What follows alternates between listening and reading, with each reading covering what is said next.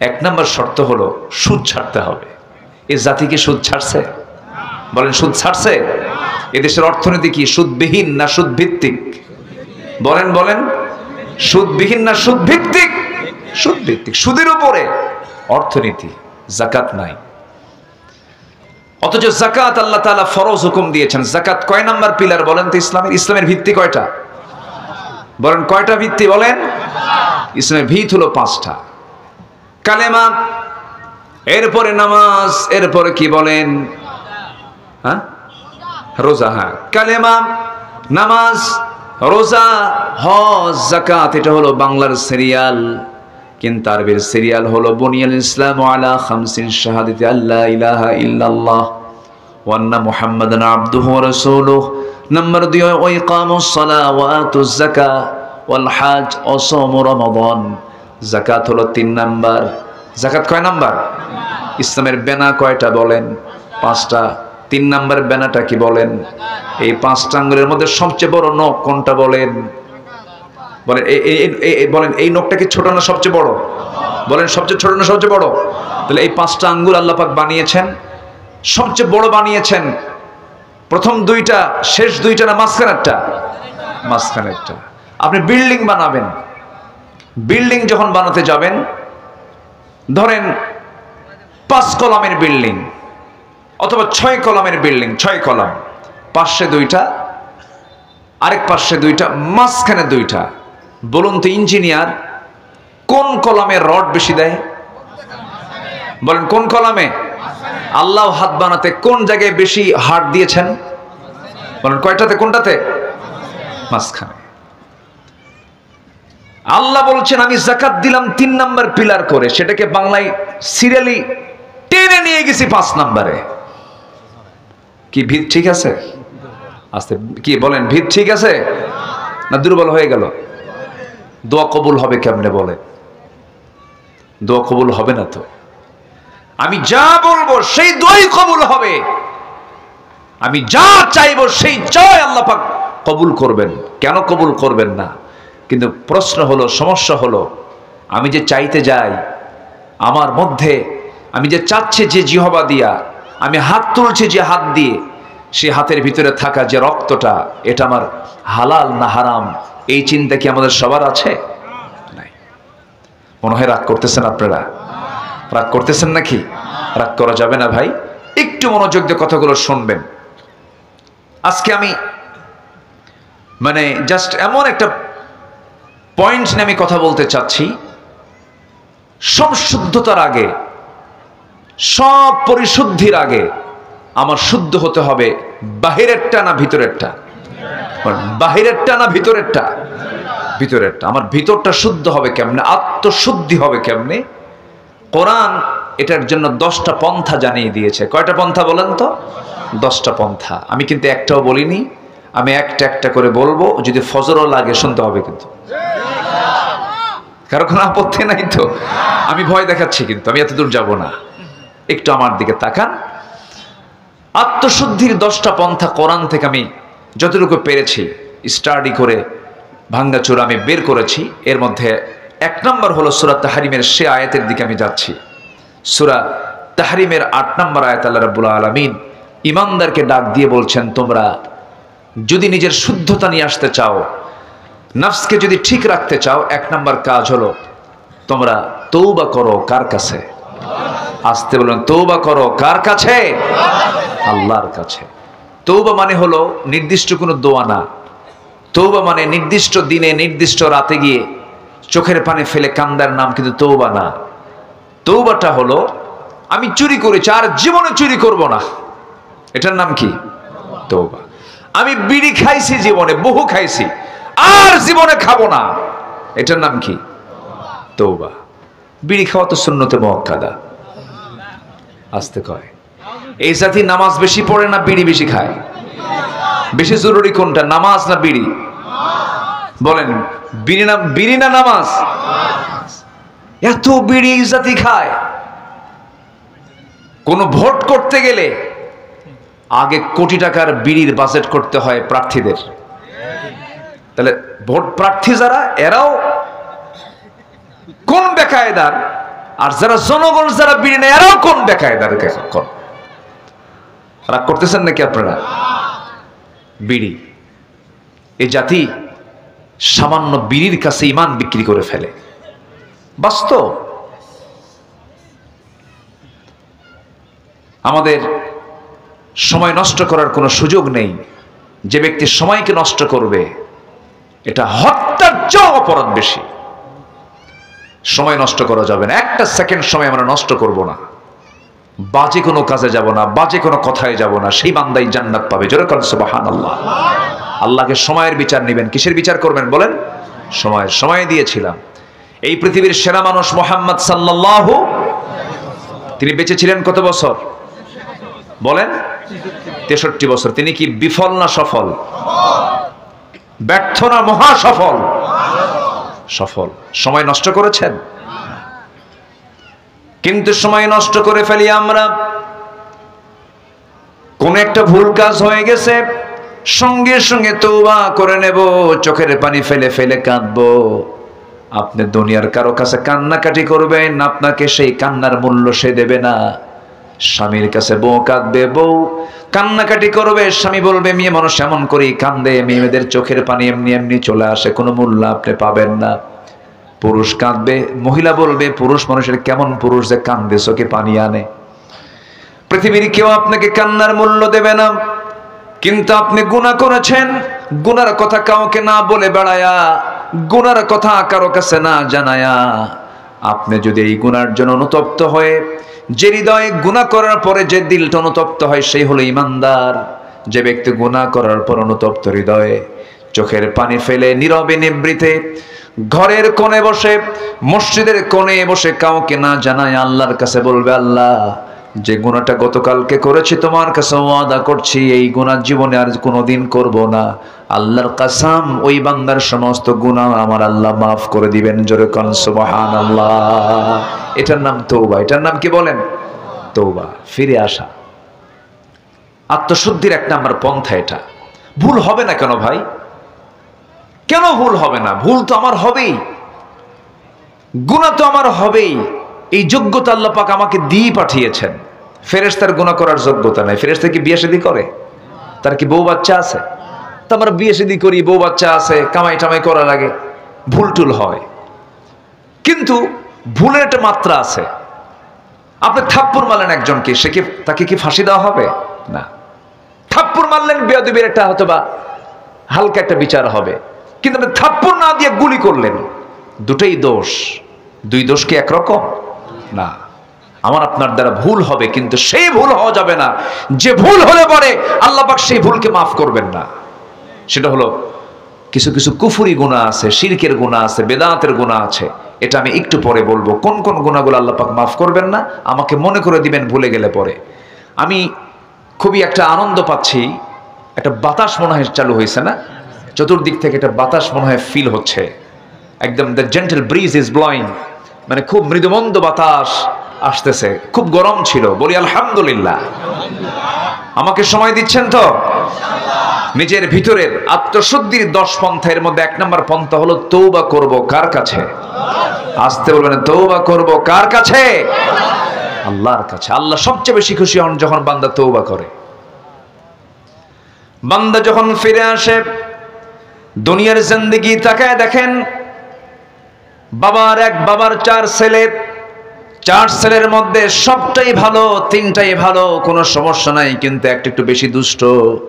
সেই বাবার টান সবচেয়ে বেশি কোনটার দিকে থাকে বলেন? বলেন কোনটার দিকে থাকে? দুষ্টের দিকে থাকে। 3টার দিকে তার কোনো নজরই নাই, কোনো খেয়াল নাই। কিন্তু ওই দুষ্ট ছেলেটা যে নামাজ পড়ে না, একটু বখাটে, দুষ্টামি করে, না জেনে কোথায় কি করে ফেললো, বাবার পেরেশান। বাবা বারবার খবর নাই, দেখতো কোথায় আছে, কি করতেছে। ওই যেটা সবচেয়ে বেশি দুষ্ট সেটার খবর রাখে, আর মনে মনে আল্লাহর কাছে বলে, আল্লাহ ওরে ভালো করে দাও। তেমনি বান্দার মধ্যে যে সমস্ত বান্দাগুলো ভুল করার পরে যখন তওবা করে আল্লাহর কাছে এসে বলে, আল্লাহ ভুল করে ফেলছে, তখন আল্লাহ পাক কেমন খুশি হন। ফেরেশতাকে ডাক দেবেন, ও ফেরেশতারা, এই বান্দাগুলো আমাকে দেখলো না, এই বান্দা আমাকে চিনলো না, এই বান্দা আমাকে কোরআনকে বিশ্বাস করে আমাকে মহব্বত করে আমার কাছে এসে তওবা করে আমার কাছে জানান দিয়ে দিল সে আর গুনার কাছে যাবে না। ও ফেরেশতারা সাক্ষী থাক, এই সমস্ত বান্দার সমস্ত গুনাহগুলো মাফ করে আমি আল্লাহ জান্নাতের বাজেট পাস করে দিলাম। আমার নবীর সহিহ হাদিস, আত-তাইবু মিনাজ যামবি কামান লা যামবা লাহ, যার তওবা কবুল হয়ে যায় তার পূর্বের জীবনের আর কোনো গুনাহ চুল পরিমাণ থাকে না। জোরে বলি সুবহানাল্লাহ। তওবা কি একবার না বারবার? আমার রাসূল সারা দিনে 100 বারেরও বেশি বার তওবা করেছেন।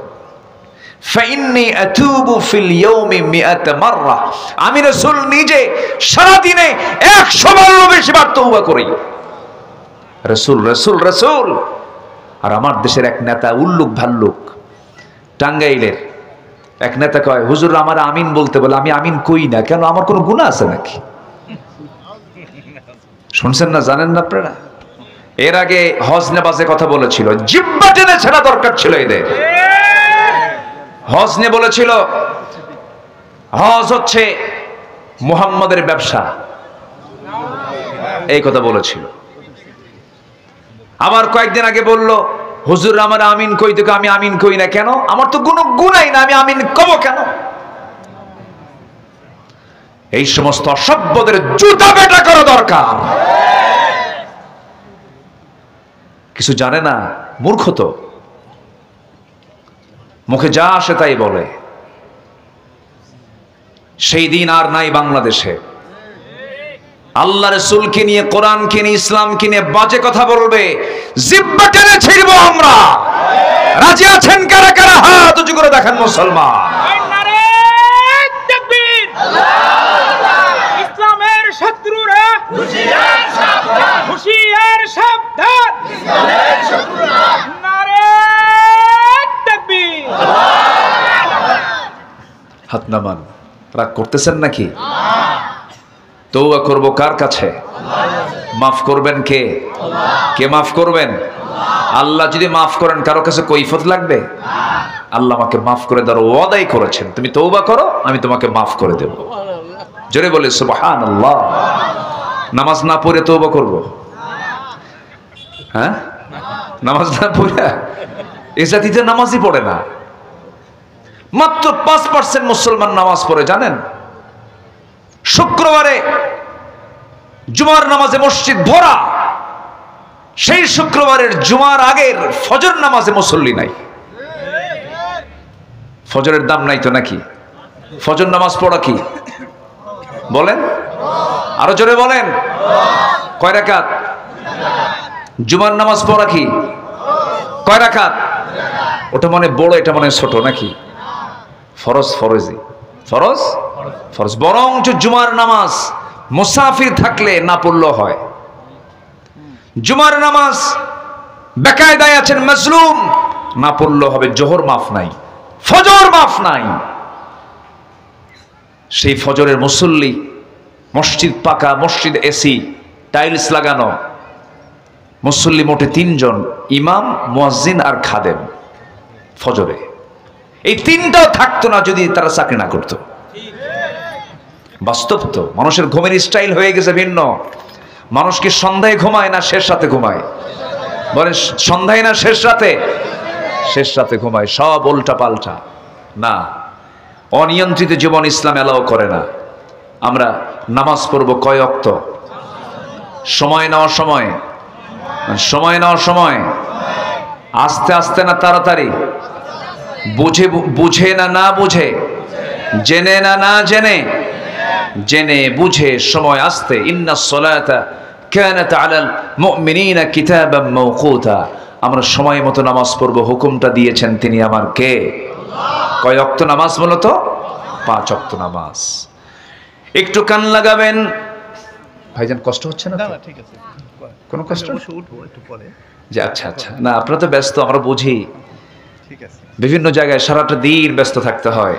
নেতৃবৃন্দদের যে কি যে একটা কষ্ট, বুঝলেন? অন্তত এনারা বাড়িওয়ালি যে আছে তাদের কাছে সন্তুষ্ট প্রকাশ করতে পারেন না, তারা সন্তুষ্ট না। ঠিক আছে না? খুব কঠিন ব্যাপার। চেয়ারম্যানের বউ, বলেন তো বড় কে, চেয়ারম্যান না চেয়ারম্যানের বউ? বউ বড় তো, চেনেন পারে না তো, সময় দিতে পারে না, ধমক টমক যা আমার ধমকা, উপায় তো নাই, সময় তো দিতে পারি না, খুব মুশকিল। নেতৃত্ব খুব কষ্টের কাজ। নেতৃত্বের জবাবদিহিতা যদি থাকতো, নেতৃত্বের জন্য কেউ চাইতো না নেতৃত্ব। ইসলাম যে নেতৃত্ব চায় তাকে নেতৃত্ব দেয় না। এই জন্য ইসলাম নেতৃত্ব যে চাবে তাকে ইসলাম নেতৃত্ব দেয় না, যে চায় না তাকে দেয় ইসলাম নেতৃত্ব। আল্লাহু আকবার বলে।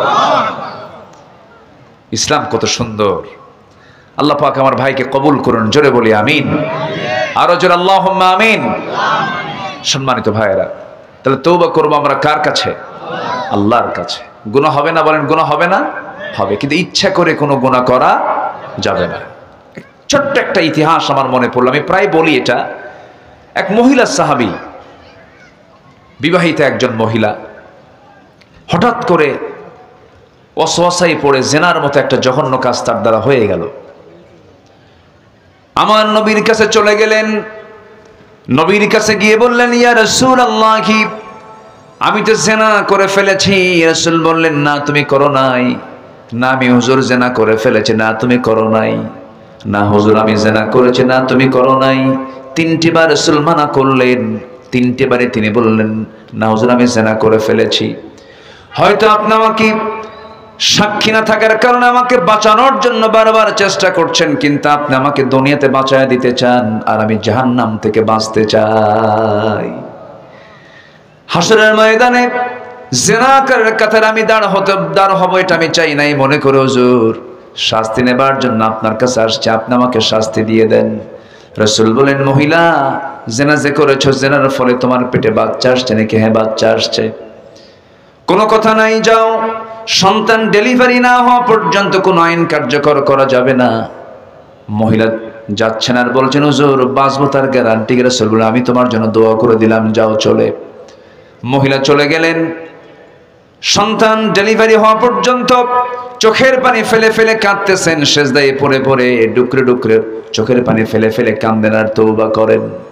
9টা মাস 10টা মাস পূরণ হয়ে গেল, সন্তান ডেলিভারি হয়ে গেল।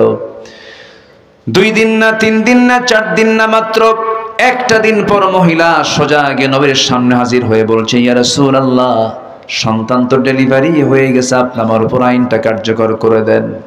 আমার বন্ধুগণ, ওই মহিলা নবীর সামনে বিচারে চাইলো, আবার বিচারের যে রায় যে কার্যকর করার জন্য নবীর সামনে আসলো। প্রশাসন লাগলো না, জেলখানাও লাগলো না। ওই বান্দি বিচারকের সামনে এসে সব কিছু আবদার করতেছে। দুনিয়ার ভয় না আল্লাহর ভয়? কার ভয়? কার ভয়? কার ভয়? আল্লাহর ভয়। আমার নবীজি বললেন, মহিলা সন্তানটা জীবিত না মৃত? হুজুর সন্তান তো জীবিত রেখে এসেছি। রাসূল বললেন, হাওলাইনি কামিলাইন, সন্তানকে তোমার অবশ্যই 2 বছর দুধ পান করাতে হবে। সন্তানের হক রয়েছে তোমার স্তনে, যাও সন্তানকে সেবা করো, তাকে খাবার খাও। মহিলা বলছেন, হুজুর বাঁচবো তার গ্যারান্টি কি? রাসূল বলছেন, আমি তোমার জন্য দোয়া করে দিচ্ছি, তুমি চলে যাও। ভরাক্রান্ত হৃদয় নিয়ে দ্বিতীয়বারের মতো তিনি আবার চলে গেলেন। সন্তানকে 6টা মাস দুধের পাশাপাশি অন্য খাবারের অভ্যাস গড়ে তুলে ধীরে ধীরে বড় করে সন্তানটাকে টোটালি দুধ বন্ধ করে দিয়া, বুকের দুধ বন্ধ করে অন্য খাবারের উপযোগী করে সন্তানকে তিলে তিলে 6 মাসে বড় করে 6 মাসের মাথায় সন্তানকে কোলের মধ্যে করে নিয়া নবীর আদালতে চলে আসছে। রাসূলকে লক্ষ্য করে বলছেন, ইয়া রাসূলুল্লাহ, কি এই যে সন্তান দেখতে পাচ্ছেন, এই সন্তান আমার বুকের দুধ পান করা ছেড়ে দিয়েছে। সন্তানকে আমি অন্য খাবারের অভ্যাস গড়ে তুলেছি। আমি চাই না তৃতীয়বারের মতো আপনার কাছে শাস্তি পেতে এসেছে আর ফেরত যাই। আজকে আপনি আমার উপরের পুরো আইনটা কার্যকর করে দেন।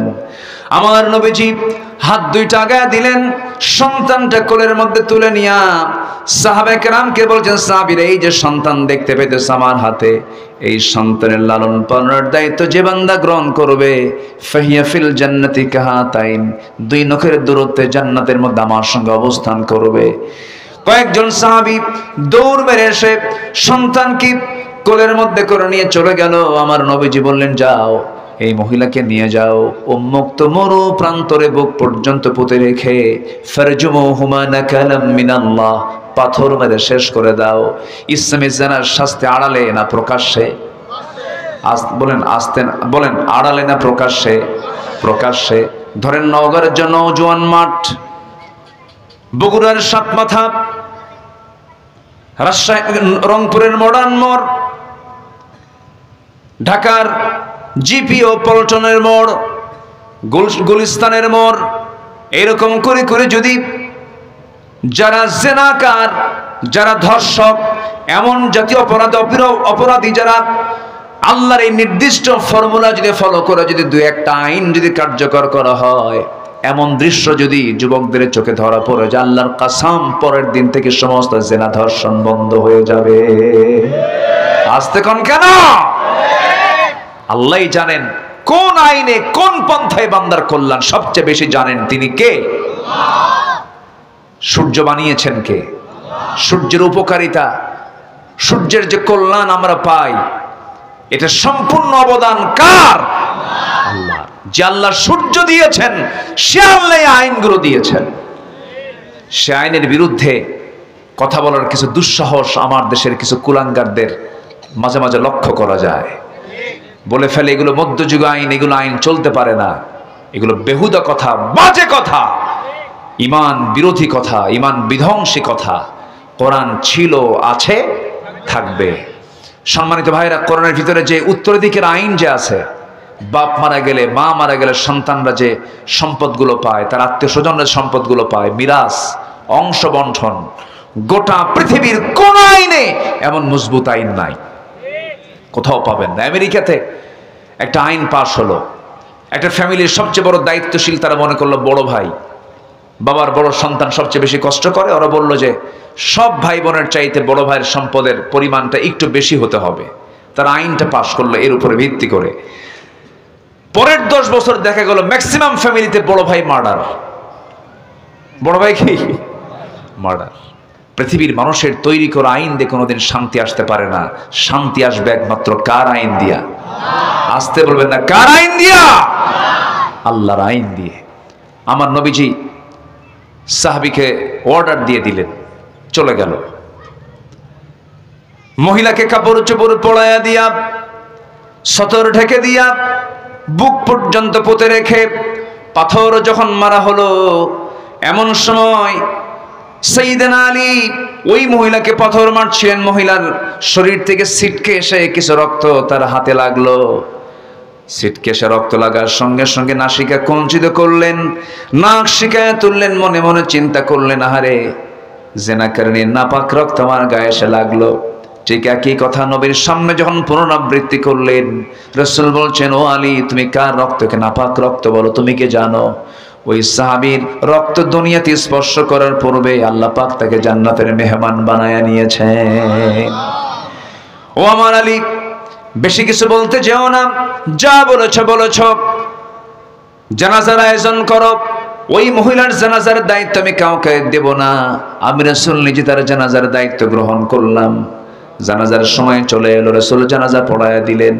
জানাজা শেষান্তে নবীজি কান্না বিজড়িত কণ্ঠে বলছেন, সাহাবীরা রে, কিছুক্ষণ আগ পর্যন্ত আমরা যে মহিলার জানাজা সম্পন্ন করলাম, এই মহিলা জীবনের শেষ সময় পর্যন্ত যে পরিমাণ তওবা করেছে, যে পরিমাণ চোখের পানি ফেলে ফেলে কেঁদেছে, রুকু করেছে, সেজদা করেছে, এই তওবা যদি এই মদিনার 70 জন গুনাহগারদের মাঝে যদি বন্টন করে দেওয়া হতো, ওই 70 জনকে আল্লাহ রাব্বুল আলামিন মাফ করে সবাইকে বিনা হিসেবে জান্নাত দিয়ে দিতে।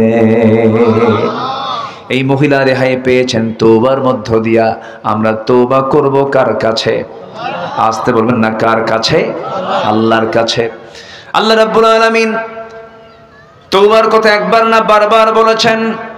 সূরা তাওবা নামে একটা সূরা নাযিল করেছেন। সূরা তাওবা সূরা আছে না?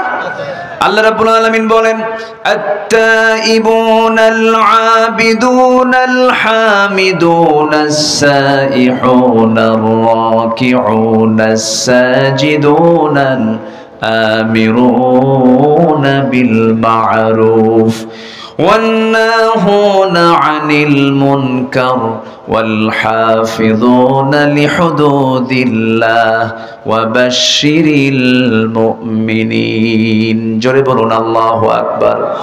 সূরা তাওবার 112 নম্বর আয়াতে 9টা গুণের কথা বলে আল্লাহ রাব্বুল আলামিন তাদেরকে জান্নাতের সংবাদ দিয়েছেন।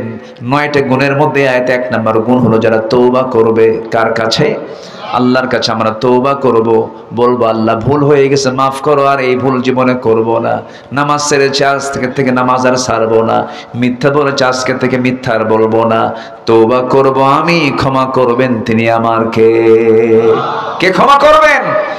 আল্লাহর ওয়াদা, আল্লাহ ক্ষমা করবেন। আমার গুনাহ হয়ে যাবে, ভুল হয়ে যাবে, কিন্তু ইচ্ছাকৃত কোনো গুনাহ করা যাবে না। নাম্বার 2, আত্মশুদ্ধির 2 নম্বর পন্থা হলো, জি ঠিক আছে, আপনারা থাকবেন তো আবার? হ্যাঁ, আপনারা থাকবেন না ইনশাআল্লাহ? ভাইজানকে আমি ছুটি দিয়েছি, কিন্তু আপনাকে কিন্তু ছুটি দেওয়া হয়নি, সবাই থাকেন। জি আলহামদুলিল্লাহ, জি জি আলহামদুলিল্লাহ। পিছনের লোকগুলো সামনে বসেন, মুরব্বি সামনে আসেন, বসেন, আপনি বসেন, এখানে বসেন, বসেন, এখানে বসেন, বসেন, ইজলিস, জি বসেন। মাশাআল্লাহ। হাফেজের বাপ, কিসের বাপ বলেন? এই লোকগুলো ওঠে কেন সামনে? যে এই যে ওই যে চলে গেল কেন? ওই যে 2 জন,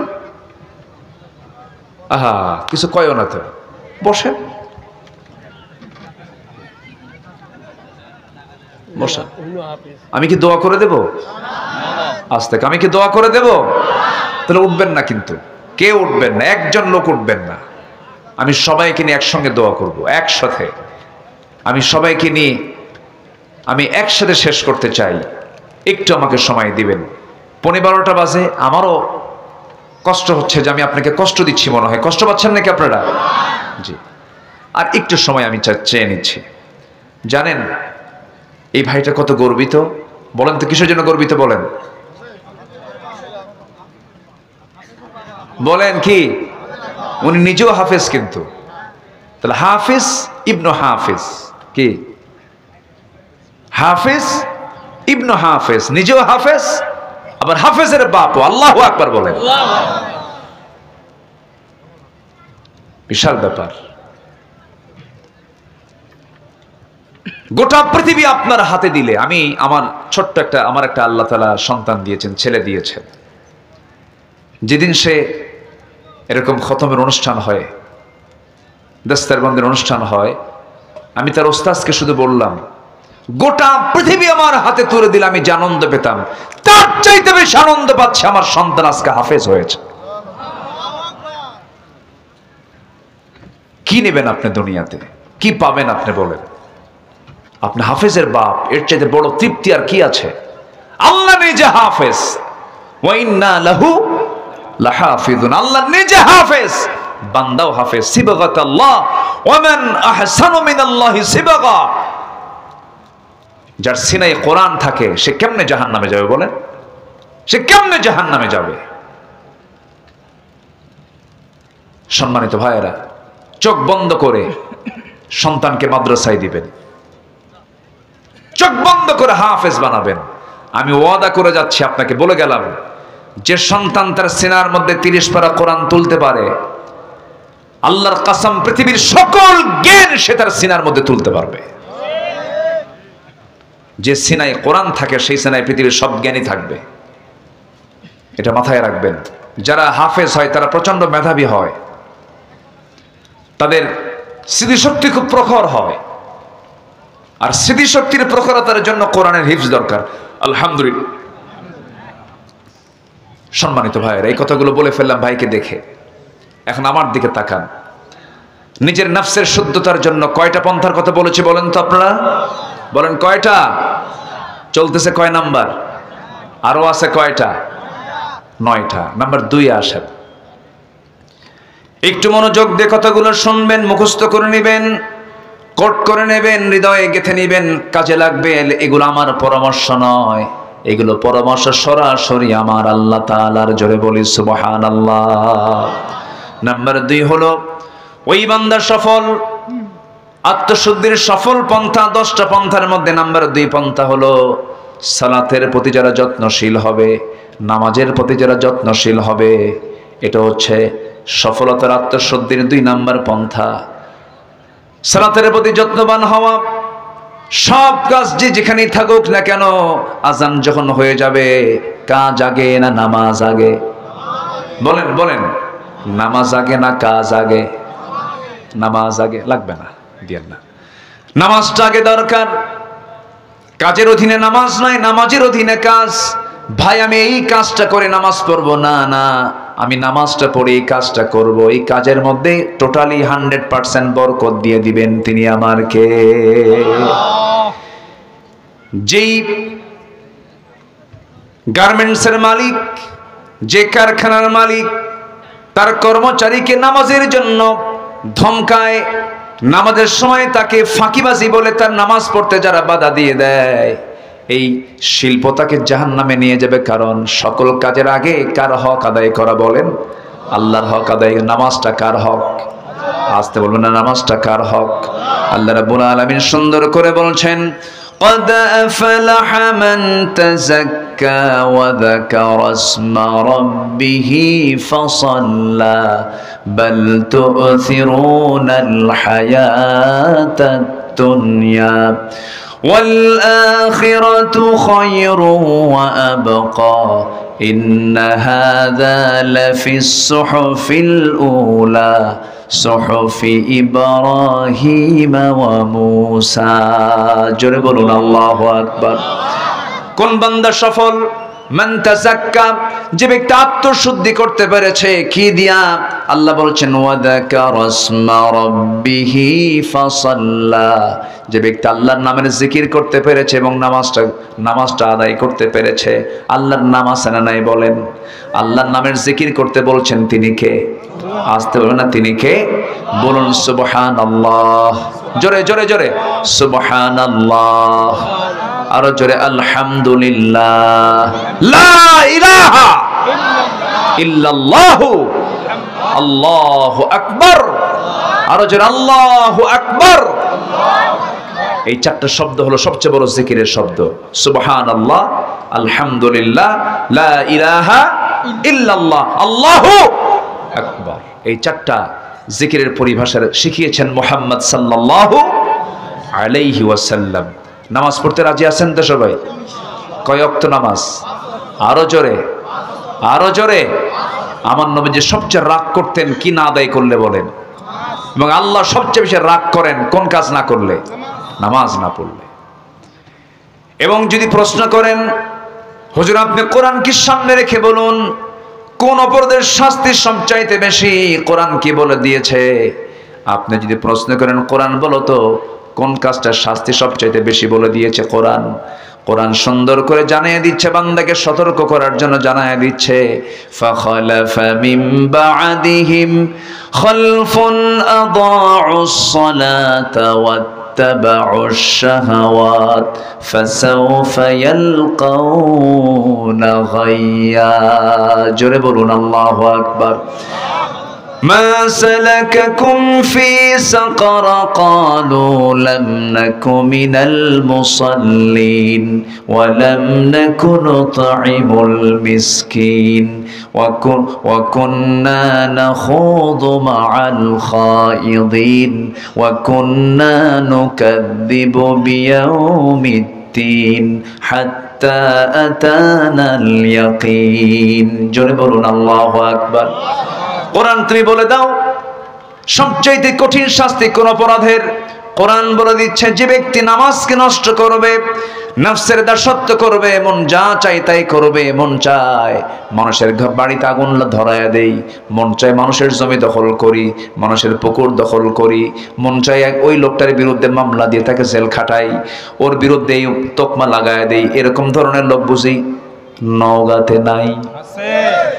আসতে বলবেন না, আছে না নাই?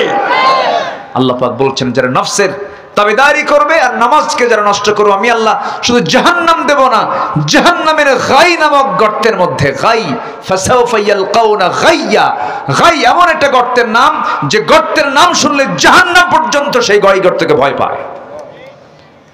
সেই গর্তের মধ্যে আল্লাহ পাক ঢুকাবেন নামাজ না পড়লে। সবাই কি নামাজ পড়তে রাজি আছেন?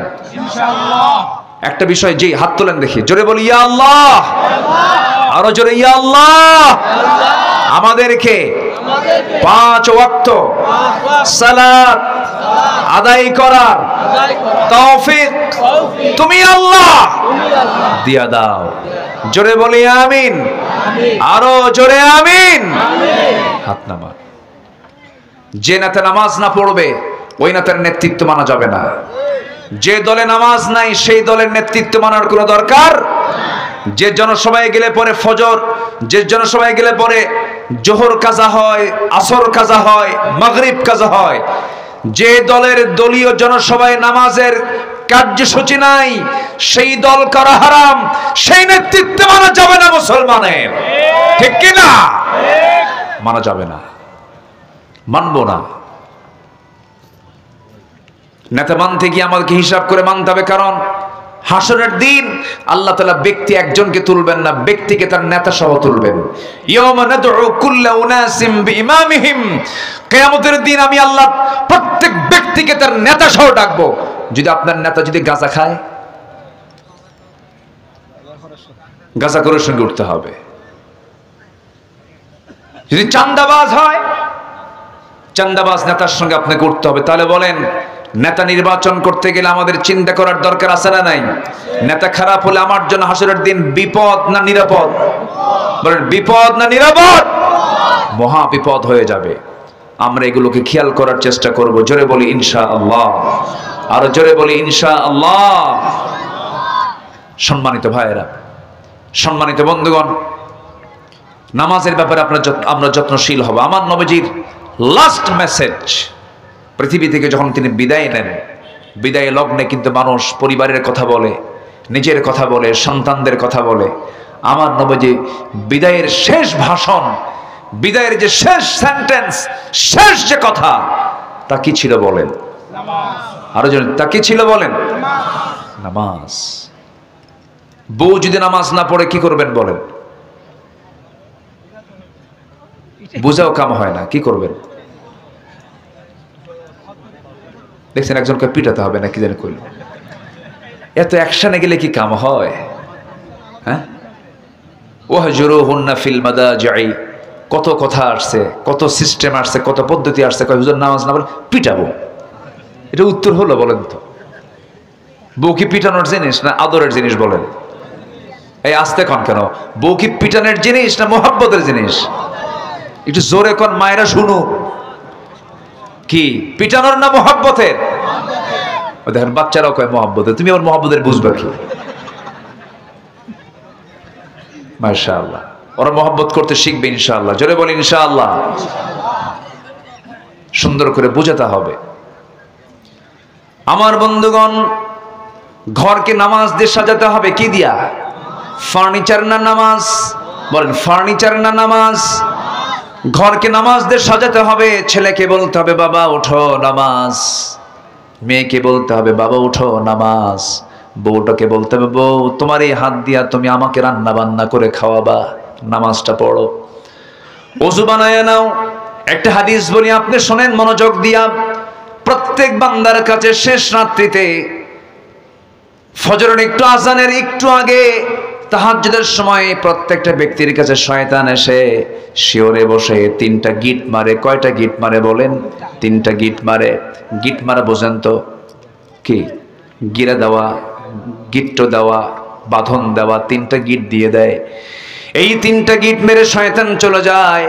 আমার রাসূল বলেন, ও সাহাবীরা, শয়তানের বেঁধে দেওয়া এই 3টা গিট যদি তোমরা ছুটাতে চাও, 3টা আমল করবে। নাম্বার 1 হলো, আজান যখন তোমার কানে আসবে আস্তে করে তোমার বিছানা থেকে তোমার পিঠটা সরায় নিবে, একটা গিট ছুটে যাবে। এরপরে তুমি সুন্দর করে ওযু বানাবে, 2 নাম্বার গিটটা ছুটে যাবে। এরপরে তুমি ওযু বানায়া নামাজের নিয়তে মসজিদের দিকে রওনা দেবে। প্রত্যেকটা কদমে কদমে 10টা করে নেকি লেখা শুরু হয়ে যাবে। নামাজ যখন শুরু করবে 3 নাম্বার গিটটাও ছুটে যাবে। পরবর্তী 24 ঘন্টা শয়তান তোমার কাছে ওয়াসওয়াসা দেওয়ার জন্য আসার সাহস পাবে না। জোরে কোন সুবহানাল্লাহ। তো শয়তানের গিটটা ছুটানোর জন্য কোন নামাজ আগে দরকার বলেন? বলেন কোন নামাজ আগে দরকার? একটা আদর্শ গ্রামের বৈশিষ্ট্য কি? জোহরে মুসল্লি বেশি হওয়া, আসরে মুসল্লি বেশি হওয়া, না ফজরে মুসল্লি বেশি হওয়া? ফজরে মুসল্লি বেশি হওয়া। ফজরে সবাই বাড়িতে থাকে, হিসাব হবে ফজরে কতজন মুসল্লি নামাজ পড়লো। এটা আদর্শ গ্রাম। সাজানোর দরকার আছে না নাই? সাজানোর দরকার আছে না নাই? সাজাতে হবে গ্রামটা। কি মাতব্বর যারা আছেন গ্রামের বৈঠক একদিন দিয়ে বলবেন, শোনো এদিকে আসো, সারা জীবন অনেকের বিচার করলাম, মাতব্বরি করলাম, কিয়ামতের দিন আল্লাহ যদি আমাকে নামাজের ব্যাপারে প্রশ্ন করে বসেন, গ্রামের লোকজনকে নিয়ে নামাজের ব্যাপারে কোনো পরামর্শ করছিস নাকি বল, উত্তর দেব কি? সুন্দর করে ডাকবেন, ডাক দিয়ে বলবেন, ও গ্রামবাসী, তোমরা আমাকে দায়িত্ব দিয়েছ, আমি ফজরে মুসল্লি পাই না, আমি আল্লাহর কাছে কি জবাব দেব? একটু কেঁদে ফেলবেন, সবাইকে দরদ নিয়ে মোহাব্বত নিয়ে বলবেন, একদিন বলবেন, 2 দিনের বৈঠকে বলবেন, সুন্দর কাজ হয়ে যাবে। দেখবেন একটা গ্রামের প্রত্যেকটা বাড়ি থেকে যদি ফজরের সময় যদি মসজিদে চলে আসে, আল্লাহর কসম করে বলি ওই গ্রামটা হয়ে যাবে জান্নাতি গ্রাম। জোরে কোন সুবহানাল্লাহ। ঘরটাকে জান্নাতি ঘর বানায় ফেলেন। ফজর যখন হয়ে যাবে, আপনি বাবা সবার আগে উঠবেন, ছেলেকে ডাক দিবেন, বলবেন সালাত সালাত সালাত সালাত সালাত সালাত, বারবার বলবেন। সুন্দর করে সে নামাজে দাঁড়ায়া যাবে। মসজিদে গিয়ে জামাত পান নাই, বাড়িতে আজান দিয়ে ফেলবেন, সুন্দর করে আপনি নামাজের ইমাম হয়ে যাবেন, আপনার বউ পিছনে দাঁড়ায়া যাবে, সন্তান ছেলে আপনার পাশে দাঁড়াবে, মেয়েরা তার মার পাশে দাঁড়াবে, এমন করে সুন্দর করে কাতার করে বাড়িতে নামাজের পরিবেশ তৈরি করে ফেলবেন।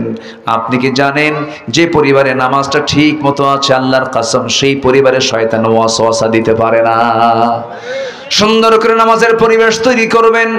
বউটাকে আস্তে করে ডাক দিয়ে বলবেন, বউ দেখো, তোমার সঙ্গে আমার কত গভীর সম্পর্ক, আমার যৌবন তোমার কাছে, তোমার যৌবন আমার কাছে, আমাদের দুইজনের সম্পর্কের মধ্যে দিয়ে যে সন্তানগুলো, ফুটন্ত গোলাপগুলো পরিবার সুন্দর করে ছড়িয়ে পড়েছে, আমার সন্তান তুমি কি চাও শুধু দুনিয়ার মার্কেটে একসঙ্গে যাব না, আমরা যদি জান্নাতের মার্কেট একসঙ্গে মার্কেটিং করতে চাই, চলো না আমরা দুজন মিলে নামাজ পড়ে। দেখবেন দুজন নামাজ পড়া শুরু হয়ে গেছে।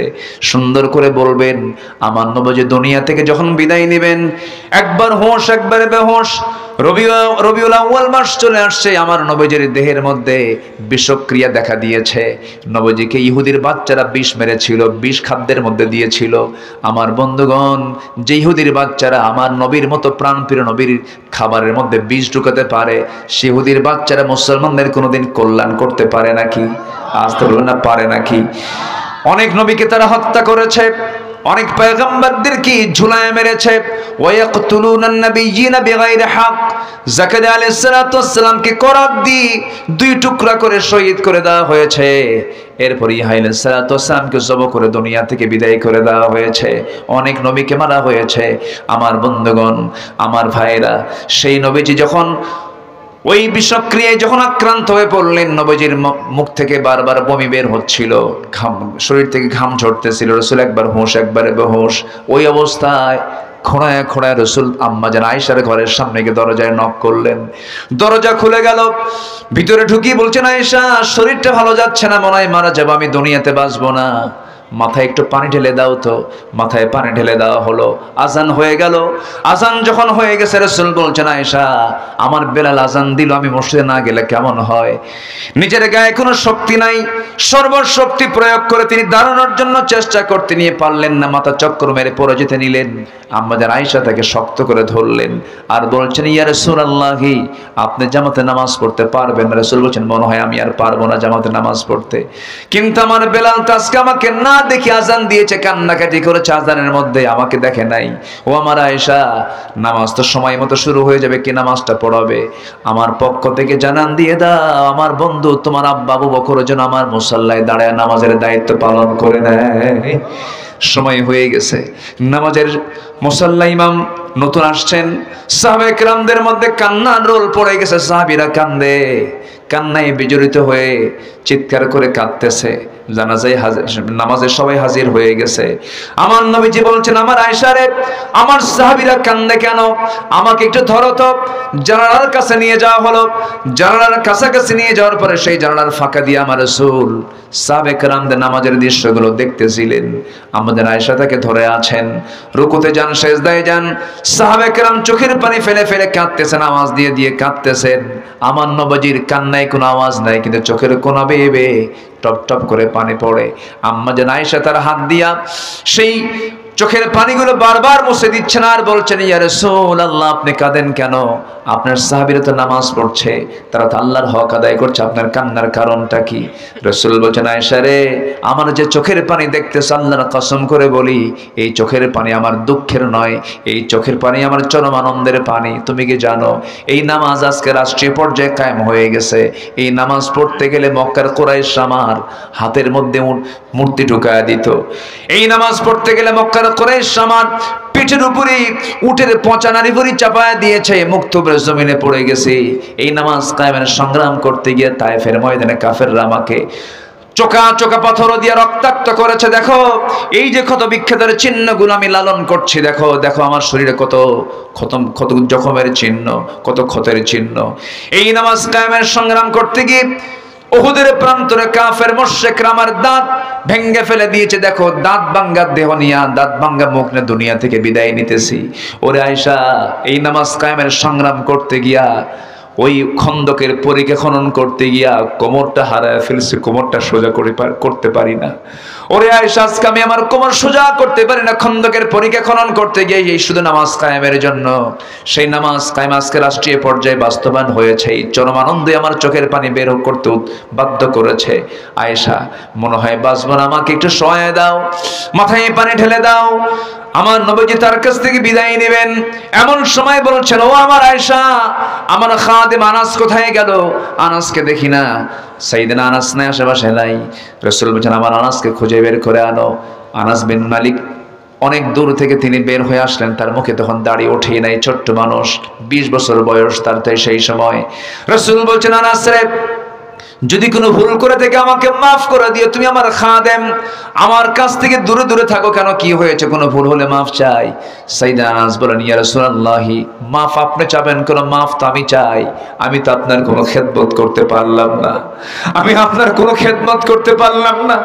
10টা বছর আমার মা আপনার কাছে আমাকে দিয়ে গেছেন, এই 10টা বছরে আমি আপনার খেদমত করতে যাব তো দূরের কথা, আপনি উল্টা আপনি আমার খেদমত করেছেন। বয়স কেবল হওয়া শুরু হলো, বুঝের বয়স আসলো। আমি আপনার জন্য দোয়া করি হুজুর, আপনি যুগের পর যুগ বাঁচেন, আমি আনাস, আমি আপনার খেদমত করে যেন যেতে পারি। রাসূল সাইয়েদনা আনাসকে বুকের সঙ্গে জড়িয়ে ধরে বলছেন, আনাস রে, বুঝতে পেরেছি তোর আবেগ রে। আনাস, সাকরাতুল মউতের লক্ষণ আমার মধ্যে চলে আসছে, মৃত্যুর যন্ত্রণা আমার মধ্যে চলে আসছে, আমি যে কোনো মুহূর্তে দুনিয়া থেকে বিদায় হয়ে যাব। আনাস রে, আমি মনে হয় আর বাঁচবো না, তবে আমি আল্লাহর কাছে বলছি, আল্লাহ, জান্নাতের খাদেম হিসেবে আমি কাউকে চাই না, তুমি আল্লাহ আমার জান্নাতের খাদেম, আমার দুনিয়ার আনাসকে আমার জান্নাতের খাদেম বানায়া দিও। জোরে কান সুবহানাল্লাহ। মান তাশাব্বাহা বিকওমিন ফাহুয়া মিনহুম। আমার নবী এই কথাগুলো বলে দুনিয়া থেকে বিদায় নিচ্ছিলেন, এমন সময় বলছেন, আয়েশা, দেখো তো আমার কলিজার টুকরা, আমার দেহের টুকরা, আমার ফাতিমা কোথায় রে? দেখো তো আমার ফাতিমা কই গেল? ফাতিমা নাম শব্দ নেওয়ার সঙ্গে সঙ্গে নবীর সামনে হাজির হয়ে গেছেন। কোন আওয়াজ নাই, কোন শব্দ নাই, শুধু চক্ষু বেয়ে বেয়ে টপ টপ করে পানি পড়ছে। রাসূল বলছেন, আরে ফাতিমা, এই দিকে আয়। সহিহ সিয়াসিতের হাদিস, নবীজি তাকে পাশে বসালেন, কানের মধ্যে মুখ ঢোকায় বলছেন, কানে কানে কি যেন বললেন। আম্মাজান আয়েশা হাদিসটা বর্ণনা করে বলেন, কি যেন কানে কানে বললেন, কান্না থেমে গেল। শুধু এতটুকুন বলেন, ফাতিমা, কেঁদো না, কেঁদো না, দুনিয়ার জিন্দেগিতে আমি যেমন তোমাকে দূরে রাখতে দেই নাই, দূরে থাকতে দেই নাই, আমি দুনিয়া থেকে বিদায় হয়ে যাব। আমার বিদায়ের পরও তুমি আমার পরপরই দুনিয়া থেকে বিদায় হবে, কবরের জিন্দেগিতে তুমি আমার সাথে সাথেই থেকে যাবে। ফাতিমাকে সান্ত্বনা দিলেন। এরপরে রাসূল দুনিয়া থেকে বিদায় নেবেন। এমন সময় রাসূল আস্তে করে ডাক দিয়ে বলছে, আয়েশা রে, আমি বুঝি দুনিয়া থেকে বিদায় হয়ে যাব, আমার সাহাবীদের সঙ্গে তো আমার আর কোনো কথা হলো না, আমি তোমাকে সর্বশেষ একটা মেসেজ দিয়ে দেই। আমার উম্মতকে সারা জীবন ভালোবেসেছি, সারা জীবন উম্মতের জন্য কেঁদেছি, আমি আমার উম্মতকে ছাড়া জান্নাত যেতে চাই না। আমার উম্মতকে বলে দিবা, আমার উম্মতরা যেন কখনো 5 ওয়াক্ত নামাজ না ছেড়ে দেয়। ভাইরা, সে নামাজকে আমরা পড়বো, জোরে বলি ইনশাআল্লাহ, পড়বো। আত্মশুদ্ধির 10 পন্থা, নিজের জীবনের নফসের শুদ্ধির 10 পন্থা, 10টা পথ। এর মধ্যে 1 নাম্বার হলো তওবা করা, নাম্বার 2 হলো সুন্দর করে নামাজটা পড়া, নামাজটা আমরা পড়বো, জোরে বলি ইনশাআল্লাহ। নাম্বার 3 হলো সিয়াম সাধনা। সিয়াম সাধনার মাস তোমরা পাড়ি দিলাম, কিন্তু না, প্রত্যেক মাসে রোজা আছে না নাই? আসতে বলবেন না, আছে না নাই? যদিও নফল রোজা, কিন্তু আমার রাসূল কখনো নফল রোজা বাদ দেন নাই। সোমবার বৃহস্পতিবার রোজা। যুবকরা, তোমার যৌবন কন্ট্রোল করতে পারো না, বিয়ে করতে পারছো না, সমস্যা। রোজা রাখো, চোখটা সংযত করো, যৌবনকে সংযত করো। রোজা এমন একটা ইবাদত, পৃথিবীর সব কিছুই দেখা যায়, সব ইবাদত দেখা যায়। নামাজে দাঁড়াচ্ছেন, দেখে ফেললো একজন, এরপরে দান করছেন, দেখে ফেলছে একজন, কিন্তু রোজাটা এমন একটা ইবাদতের নাম, পৃথিবীর কোনো মানুষের দেখার কোনো সাধ্য নাই। বান্দা রোজা আছে কি আছে না, সম্পূর্ণ খবর একমাত্র জানান তিনি আমার কে। এই যে আল্লাহ নিজে বলছেন, এই রোজাটা আমার জন্য, এটার পুরস্কার আমি আল্লাহ নিজ হাতে বান্দাকে জান্নাত বুঝায় দেব। জোরে বলে সুবহানাল্লাহ, আরো জোরে বলে সুবহানাল্লাহ। রোজা মানে কি জানেন? যার রোজা কবুল হবে তার জান্নাত ওয়াজিব হয়ে যাবে।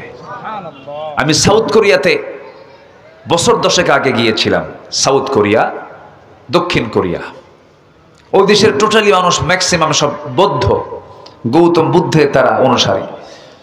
তা আমার দেশের কিছু প্রবাসী সেখানে যায়, থাকে, চাকরি করে। এক প্রবাসী আমাকে গল্প করছেন, হুজুর, এক আমার মালিক, সে বৌদ্ধ, রোজার মাসে আমি রোজা আছি। তো সে রোজা বোঝে না, আমাকে বললো রোজা কি, হটস্কল রোজা, রোজা কি? তো বুঝাই দিলাম, না খেয়ে থাকে। না খেয়ে থাকে কেন? পানি খাও। সে আমার সামনে একটা পানি দিল, পানির বোতল দিয়ে, পানি খাও। কিসের রোজা? কেন আল্লাহ আমাকে মানা করে? আল্লাহ আবার কিসের মানা করবে? কেন আল্লাহ আমাকে মানা করছে, এজন্য খাবো না আমি। আল্লাহ তোমাকে মানা করলো, ঠিক আছে, তুমি খাবা না, খাবা না, ঘরের মধ্যে লুকায় যা খাও। কি কথা কি বুঝতেছেন? মানে ও বোঝে নাই যে আল্লাহ লুকেও দেখে, এটা বোঝে না। তো বললো, আমার আল্লাহ এমন আল্লাহ যিনি লুকে খেলেও খায়, লুকে খেলেও দেখে, গোপনে খেলেও দেখে, প্রকাশ্যে খেলেও দেখে। আশ্চর্য হয়ে, তাই তোমার আল্লাহ গোপনেও দেখে, প্রকাশ্যেও দেখে, আর তুমি সেই আল্লাহকে ভয় করে রোজা আছো? তোমার দেশের মানুষ কি করে? আমার দেশের মানুষে সবাই রোজা রাখে। বলতেছে, তোমার দেশের মানুষ তো খুব বড় আল্লাহওয়ালা, কোনো অপরাধ করে না, কোনো চুরি ডাকাতি করে না, নাকি? কি আস্তে কয়, আস্তে কয়। তাহলে ওই বৌদ্ধর যে ধারণা, সেই ধারণাই তো রাইট। জাল্লার ভয়ে খায় না আড়ালে, জাল্লার ভয়ে কোনো পানি খায় না, কোনো কিছু খায় না, বৈধ স্ত্রীর কাছে সে যায় না আল্লাহর ভয়ে। সে তো আল্লাহ বলাই, সে তার মধ্যে ভালো মানুষ তো হওয়ার কথা না। তাহলে এত রোজাদার আমার দেশে থাকার পরও চুরি আছে না নাই, ডাকাতি আছে না নাই? তাহলে কেমন কি রোজা হলো আমাদের বলেন? তাহলে আত্মশুদ্ধির জন্য নকল রোজার দরকার না, আসল রোজার দরকার। বলেন কি রোজার দরকার? আসল রোজা। আমরা আসল রোজা পালন করব, জোরে বলি ইনশাআল্লাহ। নাম্বার 4 হলো আল্লাহর জিকির করা। আল্লাযীনা আমানু তাতমাইন্নু কুলুবুহুম বিযিকরিল্লাহ আলা বিযিকরিল্লাহি তাতমাইন্নুল কুলুব। জোরে বলুন আল্লাহু আকবার। নাম্বার 5 হলো আত্মশুদ্ধির জন্য, নাম্বার 5 নাম্বার পথ হলো কোরআনের সাথে সম্পর্ক বেশি রাখবো আমরা। এই কিতাবের সঙ্গে সম্পর্ক বেশি যার, আল্লাহর সঙ্গেও সম্পর্ক বেশি তার। এই কিতাবকে সুন্দর করে পড়বো, তিলাওয়াত, কিরাআত, দিরাসাত, তাদাব্বুর সব মিলিয়ে আমার সঙ্গে কোরআনকে আমার সঙ্গে আমার লালন করতে হবে, বুঝতে হবে। আপনি কি জানেন এই কোরআন একদিন আমাকে আপনাকে সুপারিশ করে জান্নাতের দরজায় পৌঁছায়া দেবে? জোরে বলে সুবহানাল্লাহ। এই জন্য দুনিয়ার দল করব না, কোরআনের দল করব। আরো জোরে ওয়াদা করে যান, দুনিয়ার দল না কোরআনের দল। আরো জোরে বলেন, দুনিয়ার দল না কোরআনের দল, দুনিয়ার দল না কোরআনের দল, দুনিয়ার দল না কোরআনের দল। মনে যেন থাকে। জোরে বলি ইনশাআল্লাহ, নাকি বের হওয়ার পরে ভুলে যাবেন? নাম্বার 6 হলো সেজদায় বেশি বেশি ক্রন্দন করা। ইয়াখিরুনা লিল আযকানি ইয়াবকুন ওয়া ইয়াজিদুহুম খুশুআ। জোরে বলুন আল্লাহু আকবার। নাম্বার 7 হলো হালাল রিজিক উপার্জন করা। কুলু মিনাত তাইয়্যিবাত ওয়া আমালু সালিহান ইন্নী বিমা তা'মালুনা আলিম। জোরে বলুন আল্লাহু আকবার। নাম্বার 8 হলো মিথ্যাচার ছেড়ে দেওয়া। গীবতকে বর্জন করে ফেলা, মিথ্যাচার করা যাবে না, গীবত করা যাবে না, ইমানদারের মুখ থেকে মিথ্যা কথা বের হবে না, ইমানদার যে তার মুখ থেকে মিথ্যা বচন কখনো আসবে না, মিথ্যা বচন সে করবে না, মিথ্যা কথা সে বলবে না, মিথ্যা সাক্ষী সে দেবে না। আমার দেশে এমন সাক্ষ্য দেখেছি বিগত 16 বছর, সাক্ষীর জন্ম হলো 76 আর ঘটনা হলো 71। হ্যাঁ কি কি বলেন কি ঘটনা কি? 71। সাক্ষীর জন্ম কোন সাল? 76। তাহলে 5 বছর আগের ঘটনা সে জানলো কেমনে? রুহের জগৎ থেকে সে চোখ দিয়ে দেখছে।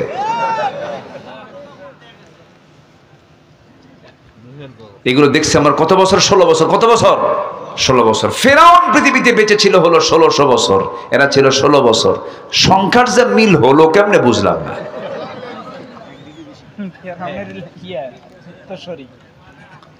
আল্লাহ তাআলা এদের কিছু উদাহরণ দিয়েছে জানেন? আল্লাহ তাআলা এদের কিছু উদাহরণ দিয়েছে, যেরকম আল্লাহ তাআলা মশার উদাহরণ দিয়েছেন। কিসের উদাহরণ বলেন তো? মশা। মশা মশা কি করে আমাদের বলেন? কামড়ায় কিনা? মশা কামড়ায়। আল্লাহ তাআলা কোরআনের ভিতরে মশার কথা বললেন, তো কাফেররা বলল ফায়াকুলুনা মাযা আরাদাল্লাহু বিহাযা মাসালা, তোমার আল্লাহর কি দরকার ছিল যে এই মশার উদাহরণ কোরআনে ঢোকানো? এত বড় একটা কিতাব, এটা এর মধ্যে মশা কেন? বলে ফেলল। কিন্তু কেন যে মশা ঢুকালেন এই যে দেখেন বুঝবেন। আচ্ছা বলেন তো, মশাকে দেখে আমরা ভয় পাই না মশা আমাকে দেখে ভয় পায়? বলেন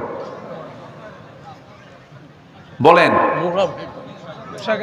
আমি কি মশাকে দেখে ভয় পাই না মশা আমাকে দেখে ভয় পায়? মশারি টাঙ্গায় কে? কে মশারি টাঙ্গায়? তাহলে ভয় পায় কে? কি ঠিক আছে কিনা বলেন? আচ্ছা তাহলে ছোট্ট মশা, কিন্তু এই মশা এত ভয়ঙ্কর। এডিস একটা মশা আছে যার কামড় খাইলে প্রায় অনেক রোগী মারা যায় কিনা? মারা যায় কিনা বলেন? মারা যায়। তো এই মশাকে ছোট চোখে দেখার কোনো সুযোগ নাই। আল্লাহ পাক মশার উদাহরণ দিয়েছেন সূরা বাকারার মেবি 22-26 নম্বর আয়াত। আল্লাহ তাআলা এই মশার উদাহরণ, ইন্নাল্লাহা লা ইস্তাহি আন ইয়াদরিবা মাসালাম মা বাউদাতান, বাউদাতান বলেছেন, এটা গোলতা শেষে আছে, এটা মুয়ান্নাস। মশা কামড় মারে পুরুষ মশা না স্ত্রী মশা? বলেন কি মশা কামড়ায়? পুরুষ মশা কামড়ায় না মহিলা মশা কামড়ায়? আরে মহিলা মশা কামড়ায়, এটা জানতে হবে তো, আমরা কামড়াই না। না, আবার মাদেরকে দোষ দেওয়া যাবে না। এখানে কিন্তু মহিলারা না, এখানে মহিলা মশা। মহিলা কি? মশা। আচ্ছা মহিলা মশা কামড়ায়। এই মহিলা মশাটা কামড়ায় আল্লাহ পাক 1500 বছর আগে কিন্তু মহিলা মশার কথাই বলেছেন। এই মশাটা যখন আপনার হাতে যখন পড়ে, আপনার চামড়ায় যখন পড়ে, ভাইটার এই যে চামড়ায় যখন পড়লো কোনো মশা যখন পড়লো, মশা পড়ার সঙ্গে সঙ্গে মশা আগে চিন্তা করে ওর চোখ থেকে আমি কেমন করে আড়াল হব সে যেন না টের পায়। সে মশাটা যখন কোনো চামড়ায় পড়ে, চামড়ায় পড়ার সঙ্গে সঙ্গে সে তার মুখের সামনের একটা অংশ থেকে কিছু মেডিসিন সে বের করে ফেলে। দেখবেন দুনিয়াতে কোনো অপারেশন যদি জটিল হয়, অ্যানেস্থেসিয়া করে, অজ্ঞান করে। কি করে? অজ্ঞান করে, অ্যানেস্থেসিয়া করে। এই জায়গাটা সেলাই দেবে, অ্যাক্সিডেন্ট করেছেন, যদি আপনি এইটুকু অংশ যদি সেলাই অ্যানেস্থেসিয়া না করেন, অজ্ঞান না করেন, ওই যে ব্যথার তীব্রতায় আপনার মৃত্যু হতে পারে। এই জন্য আগে অ্যানেস্থেসিয়া করে নেয়। মশা যখন কোনো চামড়ায় যখন পরে আগে করে কি? আগে অ্যানেস্থেসিয়া করে, আগে অজ্ঞান করে নেয়। ও সলিমুদ্দি এমন ভাবে আমার হুল ফুটাবো, তোর 14 গোষ্ঠী টের পাবে না। অ্যানেস্থেসিয়া করে নেয়, এরপরে হুলটা ফুটায় নিয়া যতটুকু পরিমাণ দরকার ততটুকু খেয়ে নিল।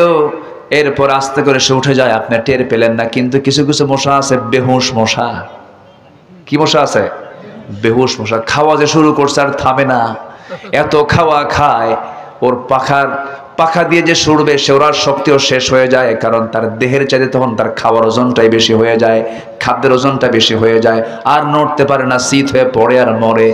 বিগত 16 বছর যারা ক্ষমতায় ছিল তারা খাইছে হুঁশ না বেহুশ হয়া? হুঁশ না বেহুশ হয়া? তাহলে মশার উদাহরণ যে আল্লাহ দিয়েছেন কি ঠিক না? ঠিক। দেখেন আল্লাহ কত আগে ওদের মশার উদাহরণ দিয়ে দিচ্ছে। এত খাওয়া খাইছে, দেশ থেকে পাচার করেছে। দেশের অর্থ যারা বাহিরে পাচার করে ওদের নেতৃত্ব চিরদিনের জন্য আমার দেশ আমরা হারাম ঘোষণা করে দিলাম, ঠিক কিনা? ওরা দেশের শত্রু, সব সম্পদকে তারা পাচার করে দিয়েছে। চুরি করছে, চুরি কর, দেশি থো, দেশি খা, দেশের মানুষ থাকুক, তাও তো হতো। কি ঠিক কর্মসংস্থান হতো। কষ্ট পাচ্ছেন নাকি আপনারা? রাতের বেলা আপনি শুয়ে আছেন, আলো দেখতেছেন, ঘরে আলো, লাইট দেওয়া, একটা মশাও নাই, কোথাও একটা মশাও নাই। লাইট বন্ধ করাও সারা 10 মিনিট বিছানায় শুয়ে পড়েছেন, 4-5টা মশা এসে আপনার নাকের ডগায়, কানের কাছে এসে সারে গামা পাধানিসা। কি ঠিক কিনা কর? আপনার চোখে ধরা পড়লো না মশা, ও আপনার দেখলো কেমনে? বিজ্ঞান বলতেছে প্রত্যেকটা মশা 75 ফিট দূর থেকে টের পায় এখানে কোন শরীর মধ্যে শুয়ে আছে, 75 ফুট দূর থেকে। আর এই যে ভন ভন ভন ভন যে আওয়াজ হয়, মনে হয় ট্রেন যাচ্ছে, ট্রেন কি যাচ্ছে। তো এই আওয়াজ যে হয়, এই আওয়াজ কিন্তু ওর ভোকাল কর্ডের আওয়াজ না, কণ্ঠের আওয়াজ না, এটা হচ্ছে পাখার আওয়াজ। কিসের আওয়াজ? পাখা। বিজ্ঞান বলতেছে, প্রাণীবিদরা বলতেছেন, একটা মশা প্রতি সেকেন্ডে তার পাখা ঝাপটান মানে হলো 400 থেকে 500 বার 1 সেকেন্ডে। আজ পর্যন্ত কোন দ্রুতগামী কোন মেশিন পৃথিবীতে এই মশার মতো দ্রুত গতিতে পাখা না ঝাপটাতে পারে এমন কোন মেশিন পৃথিবীতে আবিষ্কার হয়নি। সুবহানাল্লাহ বলবেন না? তাহলে আল্লাহ যে আইয়াদরিবা মাসালাম মা বাউদাতান ফামা ফাওকাহা, এটা কি ভুল করেছেন? না, আল্লাহু আকবার বলেন। কথা তো অনেক দিকে চলে আসে, কিন্তু এই দিকে তো 12:30 বেজে গেল। আমি শেষ করে দিলাম। আলোচনা চলো, আলোচনা চলো। হুজুর মরুক, অনেক গরম তো। জি আলহামদুলিল্লাহ, আলহামদুলিল্লাহ। আমি খুবই খুশি যে রাত বসে, এত রাতে আপনারা গরমকে উপেক্ষা করে, প্রচন্ড গরম কিন্তু মানুষের দেহের সাথে দেহ লেগে একদম আপনারা সব ত্যাগ থেকে হয়ে গেছেন, ঘর্মাক্ত দেহ হয়ে গেছে আপনাদের শরীর থেকে। মানে এখন একটা মানে চরম একটা ভাব বের হচ্ছে, আমি ফিল করছি। উপরে আবার ঢেকে দেওয়া আছে, এর মাঝেও বসে আছেন। আল্লাহর কসম, কোরআন এর মোহাব্বত না থাকলে বসে থাকা যায় না। বলি আলহামদুলিল্লাহ, জোরে বলি আলহামদুলিল্লাহ। সম্মানিত ভাইয়েরা, তাহলে আমরা মিথ্যা বলবো না সত্য বলবো? মানুষের কিছু প্রশংসা করবো না গীবত করব? পারলে প্রশংসা করব, গীবত করার দরকার নাই। নাম্বার 9 হলো অহংকার করা যাবে না, আত্মগরিমা করা যাবে না। অহংকার কার? অহংকারটা করা কার হক? অহংকারটা কার হক বলেন? আল্লাহ অহংকার করবেন, আল্লাহর যোগ্যতা আছে। বান্দার কোনো অহংকার করার কোনো যোগ্যতা নাই। একটু দেহটা ভালো, বডি ভালো, 86 কেজি ওজন, 6 ফুট লম্বা, চেহারাটা লাল টকটকা, চুলটা কালো, চোখটা ডাহুক চোখ, প্রশস্ত কপাল, ভ্রুটা সুন্দর, ফিটিং বডি খুব ভালো। রাস্তায় যখন হাঁটে বুঝায় আমি একখান মাল। এরকম আছে না নাই বলেন তো? আছে। কিন্তু তুমি কতটুকু কি আল্লাহ ভালো বোঝেন, বেশি না, খালি পিছন দিয়ে শুধু একটু ডাইরেক্ট লাইন করে দেওয়া দরকার। কি লাইন বলেন? ডাইরেক্ট লাইন যদি হয় আর 7-8 বার যদি যাওয়া আসা করো, তোমার ফিটিং বডি শেষ, মাল থাকবে না, অচল হবে। কি হবে? কি হবে? অচল। অতএব দেহের অহংকার করা যাবে না, সম্পদের অহংকার করা যাবে না, ক্ষমতার অহংকার করা যাবে না। আজ থেকে 8 মাস আগে যার কথায় প্রশাসন উঠতে বসতো, সেই মহিলা আজকে গোটা পৃথিবীর কোথাও জায়গা পাচ্ছে না। অহংকার দেখানো যাবে না। ক্ষমতার অহংকার না, অর্থের অহংকার না, দেহের অহংকার না, কোনো অহংকার দেখানো যাবে না। নাম্বার 10, শেষ তো হলোই মোটামুটি, আমি শর্ট করে বলে ফেললাম। নাম্বার 10 হচ্ছে তাকওয়া অর্জন করব আমরা। তাকওয়া, তাকওয়া মানে হচ্ছে সেই গুণ, যে গুণটা হচ্ছে সকল প্রকার হারাম থেকে যে ব্যক্তি নিজেকে বিরত রাখতে পারে, সে হচ্ছে মুত্তাকি। বলি আলহামদুলিল্লাহ। হারামকে হারাম জেনে হারামকে বাদ দেব, আমি জান্নাত বুঝে নেবো। কাল আমি হারামের কাছে যাইও নাই, তুমি আমার জান্নাত বুঝাই দাও। সুবহানাল্লাহ। আমি হারাম ছেড়ে দেব, আল্লাহ আমাকে কি বুঝাই দিবেন? জান্নাত বুঝাই দিবেন। আসুন আল্লাহ পাক আমাদের নফস, আমাদের কলব, আমাদের রূহকে সুন্দর করে সাজানোর তৌফিক দান করুন। জোরে বলি আল্লাহুম্মা আমিন। নফস হচ্ছে লেজিসলেটিভ, এরপরে রূহ হচ্ছে অ্যাডমিনিস্ট্রেটিভ, আর কলব হচ্ছে ফেডারেটিভ। এই তিনটাকে আমরা অত্যন্ত সুন্দর যত্নের সঙ্গে আমরা এটাকে লালন করব, নফসকে প্রশ্রয় দেব না খারাপ কাজের জন্য। যুবকরা নোংরামি করবা না, বিয়ের আগে কোনো প্রেম হয় না, প্রেম হবে হলো বিয়ের আগে না বিয়ের পরে। বিয়ের আগে করে ফেলবে, ওই যে যেটা হাইব্রিড হয়, হাইব্রিডে কিন্তু কোনো বরকত থাকে না। হ্যাঁ, ওগুলো খায় না কেউ, মুরগি। হ্যাঁ জি, এগুলো করা যাবে না। অকালে অকালে পাকলে অকালেই ঝরতে হয়, এগুলো করা যাবে না। প্রেম হবে বিয়ের আগে না বিয়ের পরে? বিয়ের পরে প্রেম হবে। কি বললেন আপনি? ও আচ্ছা, জি জি, মাশাআল্লাহ। তো এই জন্য যুবকরা এগুলো করবা না, কোনো নেশার কাছে যাবা না, নেশার দিকে যাবে না, মাদকের দিকে যাবে না, কোনো জুয়ার দিকে যাবে না, ডিভাইস আসক্ত হওয়া যাবে না, খারাপ কিছু দেখবা না। চোখ দিয়ে খারাপ কিছু দেখবা, আল্লাহ তোমাকে দেখবেন। সব কিছু খেয়াল রাখতে হবে। একটা মোবাইল অপ্রাপ্তবয়স্ক ছেলের কাছে রাখা মানে পাশে একটা মহিলাকে বসে রাখা, পার্টনার করে দেওয়া। একটা মেয়ের হাতে, অপ্রাপ্তবয়স্ক মেয়ের হাতে একটা মোবাইল তুলে দেওয়া মানে হচ্ছে অ্যান্ড্রয়েড সেট তুলে দেওয়া মানে একটা পুরুষকে সাথে বসায় দেওয়া। আমি কি বুঝতে পারছি? এগুলো আমরা খেয়াল করার চেষ্টা করব। আল্লাহ তুমি সবাইকে বোঝার তৌফিক দাও। আসুন আমরা সময়ের ক্ষেপণ করব না, যতটুকু হয়েছে বলি আলহামদুলিল্লাহ। আমরা এখন দোয়ার দিকে যাব। মাসিক, আচ্ছা বসেন, আমরা কিন্তু দোয়া করবো। আমাদের মূল কাজ কিন্তু, মূল আকর্ষণ যেটা আমি শুরুতে বলেছি, মূল আকর্ষণ আজকে মাজলুমদের জন্য দোয়া করবো না আমরা ইনশাআল্লাহ। আচ্ছা, বৃষ্টির দরকার আছে না নাই? বৃষ্টির জন্য দোয়া চাবেন না আপনারা? এই প্রচন্ড গরম, কি বৃষ্টির দরকার আছে? তো এলাকায় দরকার আছে কিনা ভালো করে কোন, যদি না হয় তাহলে চাবো না, তাহলে তো দরকার নাই, তাহলে তো সমস্যা। আচ্ছা শোনেন, এমন বৃষ্টি হোক যেন ধান কাটতে যেন অসুবিধা না হয়, ঠিক আছে না? আচ্ছা ঠিক আছে। আল্লাহ যেন মেপে মেপে দেন।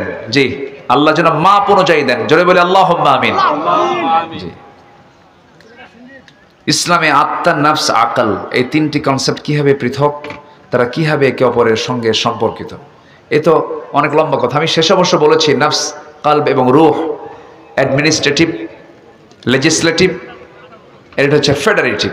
অনেক লম্বা কথা, তো আমি এটা বলবো কেমন। এখন ইসলামের রিবা, সুদ তো হারাম হলেও বর্তমান সময় ইসলামী ব্যাংকিং কীভাবে শরিয়া অনুযায়ী কাজ করে দাবি করে, আদতে এতে কোনো চাতুরতা রয়েছে? শোনেন, আমাদের যে মূল রাষ্ট্রায়ত্ত যে ব্যাংকগুলো, এর সুদ আছে না নাই বলেন তো? আচ্ছা, তো এর মধ্যে থেকে একটু বাঁচার জন্য চেষ্টা করছে। আপনি বাঁচার চেষ্টা করবেন না? আপনি বাঁচার জন্য এই শরিয়া বোর্ড রেখে কিছু ব্যাংক তারা চেষ্টা করছে মন্দ থেকে, মানে অন্তত কিছু থেকে আমরা বাঁচার চেষ্টা করি। আমি নেব না, এটা পারবেন না, আপনাকে নিতে হচ্ছে, কিন্তু আপনি দিবেন না। আমি সুদ দেব না, এই কাজ যদি করতে পারবেন আপনি, কিন্তু আপনি নিতে বাধ্য হচ্ছেন। আপনি দেশের নাগরিক, পরোক্ষ হলেও আপনি সুদের সঙ্গে জড়িত। আমার কথা কি বুঝতেছেন আপনি? তখন আপনি জড়িত নন যখন এই দেশটা ইসলামী হুকুমত, ইসলামী রাষ্ট্র যখন কায়েম হবে, তখন আপনি 100% বলতে পারবেন যে আমি সুদ থেকে মুক্ত হতে পেরেছি। আচ্ছা, আপনি মাহফিলে আসছেন, ডান পথে এসেছেন না বাম পথে এসেছেন বলেন? না, গাড়ি নিয়ে আসছেন, আপনি ডান দিকে না বাম দিকে? বাম দিকে। এই দেশের ট্রাফিক আইনটা কি বামে চলা না ডানে চলা? বলেন ডানে চলা বামে চলা? কিন্তু ইসলাম কি বলে? ডানে চলো। তাহলে আপনি হাজারো বড় আল্লামা হন, পীর সাহেব হন, পীরে মোকাম্মেল হন, রাস্তায় হাঁটতে গেলে আপনি ডানে হাঁটবেন না বামে হাঁটবেন? বামে। কেন? এদেশের আইনটা আছে এটা। তো আপনি চাইলে তো পারতেছেন না, কিন্তু আপনি আপনার মতো করে যখন চলতে যাবেন, আপনার অধীনস্থ যারা থাকবে সেখানে আপনি চেষ্টা করে যদি শরিয়া বোর্ড কায়েম করে যদি বাঁচার চেষ্টা করেন, অন্তত মন্দের ভালো আছে না? মন্দের ভালো তো আছে, এতটুকু আপনি বাঁচতে পারলেন। আপনি বলতে পারবেন আল্লাহ আমি কিছু চেষ্টা করেছি, আমি 100% শরিয়া তারা ফলো করতে পারে এটা আমি বলতে পারবো না। এটা কেমনে বলবো? আমার পক্ষে এটা বলা সম্ভব নয়। তবে তারা চেষ্টা করছে, আমরা চেষ্টাকে সাধুবাদ জানাই, বলি আলহামদুলিল্লাহ। জি আসেন। ওরে জি, দেখা যাক ইনশাআল্লাহ। হ্যাঁ, আমরা এখন দোয়া দোয়া দোয়া নাকি আর তো কোনো কাজ নাই? ও মাসিক চাল মাদ্রাসা চলে। সবচাইতে চাল সুন্দর বিখ্যাত কোন জেলা বলেন? কোথাকার চাল সবচেয়ে দেশে বেশি পরিচিত বলেন? মোটা চাল না চিকন চাল? চিকন চাল। নাজির শাহ, জি আলহামদুলিল্লাহ। নওগাঁর চাল গোটা দেশে সমাদৃত, আলহামদুলিল্লাহ বলেন। আল্লাহ তুমি এই এলাকার বান্দাদের আবাদে বরকত দিয়ে দাও, জোরে বলি আমিন। তো দান না করি বরকত নেবেন, এটা কেমন হয়? তো এটাকে মাসিক ভাবে আপনি বলতেছেন নাকি? মাসিক চাউল, মাসিক ভাবে যদি এক বস্তা দেয় এরকম না? আচ্ছা, প্রত্যেক মাসে কত বস্তা চাল লাগে আপনাদের মাসে? 6 বস্তা লাগে, তাহলে তো অনেক ছাত্র। তো আমি কয় কেজিতে এক বস্তা? ও 50 কেজি। এই তো মনে হয় খুব বেশি হবে না ইনশাআল্লাহ। আমি একটা মাপ আছে কিন্তু 100 কেজিতে আছে, একটা আছে না যেটা 64 কেজিতে ছিল, 50 কেজি 25 কেজি হয়েছে, এখন কমায় গেছে। আচ্ছা, 50 কেজিতে এখন এক বস্তা, আমরা এটাই মাথায় নিচ্ছি। 50 কেজি করে। এখানে এতিমও আছে তো না? এতিম আছে না? এতিম আছে। আপনি এতিমকে খাওয়াবেন, আল্লাহ আপনাকে জান্নাতে খাওয়াবেন, বলি আলহামদুলিল্লাহ।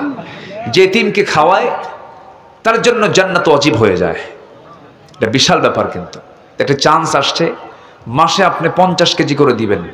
এই মাদ্রাসায় একটা মাস চলে গেলে 50 কেজি দিবেন, আল্লাহ আপনাকে এটার জন্য বিশাল পুরস্কার দিবেন ইনশাআল্লাহ। এরকম কেউ কি আছেন দিতে পারবেন যে হুজুর আমি প্রত্যেক মাসে এতিমদের জন্য, এই দুস্থ অনাথ এই গরিব ছাত্রদের জন্য আমি একটা বস্তা চাল আমি দেবো? এরকম কে আছেন দেখি? এতগুলো মানুষের মধ্যে এরকম ভাগ্যবান কেউ আছেন কি দিতে পারবেন?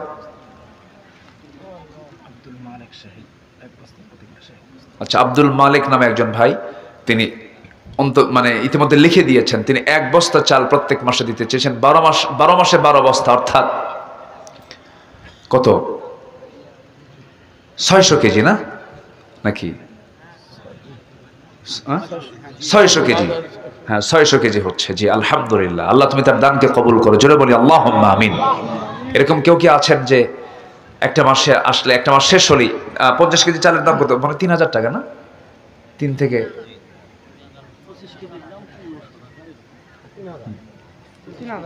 হ্যাঁ 3000 টাকা দাম হবে। জি 3000 টাকা 1 বস্তা চাল। আমার কোন ভাই আছেন একটু মেহেরবানি করে দিলটা নরম করে দেওয়ার চেষ্টা করবেন। আল্লাহ তুমি সবাইকে দেওয়ার তৌফিক দাও, জোরে বলি আল্লাহুম্মা আমিন। আমি কোথাও সময়কে ক্ষেপণ করিনি, আমি একটা জিকিরও দেই নাই আলোচনার মাঝে।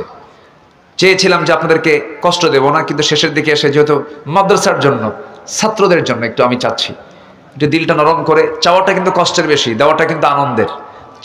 চাওয়াটা কিন্তু অনেক কষ্টের, আর দেওয়াটা কিন্তু কি আনন্দের। কে আছেন একটু মেহেরবানি করে, কে দিবেন?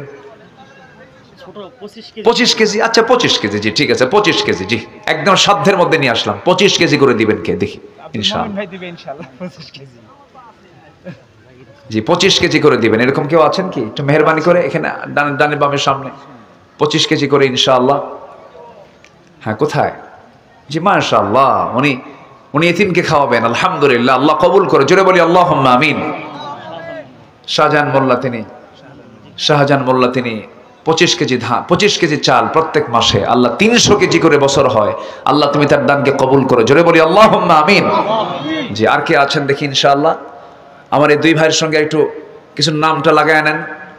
জান্নাতের সংবাদ পাবে 10 জন সাহাবী। জান্নাতের সংবাদ পেয়েছেন এই দুনিয়াতে কয়জন সাহাবী বলেন? 10 জন সাহাবী। আমি দোয়া করি যারা দিবেন আল্লাহ তাআলা তাদের এই দানের বদলতে আল্লাহ যেন তাদেরকে জান্নাতের সুসংবাদ প্রাপ্ত 10 জন সাহাবীর সঙ্গে যেন জান্নাত নসিব করেন, জোরে বলি আল্লাহুম্মা আমিন। 2 জনকে পেয়েছে, একজন আবু বকর, একজন ওমর। আমি এখন ওসমানকে দেখতে চাই আর আলীকে দেখতে চাই। দেখি এই 2 জন ভাই 25 কেজি করে কে আছেন একটু মেহেরবানি করে একটু জিকির করে লা ইলাহা ইল্লাল্লাহ, লা ইলাহা সুবহানাল্লাহ আলহামদুলিল্লাহ, লা ইলাহা সুবহানাল্লাহ। যে আমার মা বোন যারা আসছেন মেহেরবানি করে দিলটা নরম করে আপনারাও দিতে পারবেন। আল্লাহ তুমি সবার দানকে, যে নিয়তে দান করেছেন তাদের দান কবুল করো, এবং নতুন করে আমি যেটা চাচ্ছি আল্লাহ তুমি তাদেরকে নতুন করে প্ল্যান করে দান করার তৌফিক তুমি আল্লাহ দিয়ে দাও, জোরে বলি আল্লাহুম্মা আমিন। জিকির করি লা ইলাহা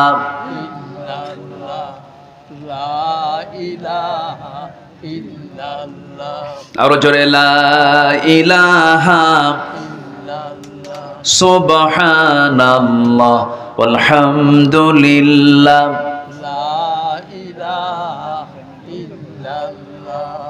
লা ইলাহা ইল্লাল্লাহু মুহাম্মাদুর রাসূলুল্লাহ সাল্লাল্লাহু আলাইহি ওয়াসাল্লাম। আমরা একটু নামাজের মতো করে বসি, নামাজের মতো করে তাশাহুদের সূরাতে আমরা বসে যাই। আমরা আল্লাহর কাছে চাবো, দেব কি এখন নতুন করে আসছে কিছু লোক? আচ্ছা ঠিক আছে, দোয়ার মধ্য দিয়েই আমরা শেষ করে দেব।